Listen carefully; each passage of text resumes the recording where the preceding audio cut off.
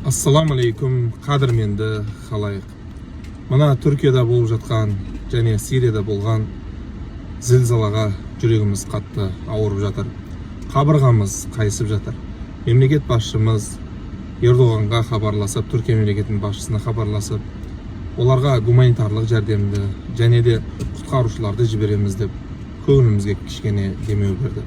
Бірақ бауырлас халықтардың қиналып жатқаны, мәселен бір ғана Түркияның өзінде 3,5 мыңға жуық өлім жетімнің болғаны, 10 мыңға жуық адамның әлі де із-түссіз кетіп, үйінділердің астынан табылмай жатқаны жүрегімізді қатты ауыртады.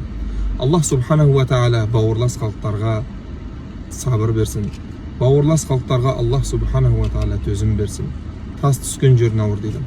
Бұл қайғы тек қана түрк халқының, яки болмаса қандай да бір сол жердегі елдердің емес, бүкіл мұсылман жұртшылығының, бүкіл түркі әлемінің қайғысы дер едім. Бірақ көңілімізге демеу болатын нәрсе, пайғамбарымыз саллаллаху алейхи ва саллям имам Бухари риуаят еткен хадисте айтады: 5 адам шахидтік өліммен өледі дейді. Жәннатқа тіке кіретін шахидтік өліммен өледі дейді. Соның бірі мынау үй басып, бір қандай да бір құрылыс басып өлген адам, ол шахидтік өліммен өледі деген. Сонша адамдар жаңа құрылыс басып, жер сілкіністен кейін қирандылардың астында қалып, өмірден өтіп жатқандарды иншалла шахидтер дейміз. Енді қолымыздан барып, ол жердегі үйінділердің астынан сол бауырларымызды алып шыға алмай жатсақ та, қолымыздан келетін дұғамыз бар.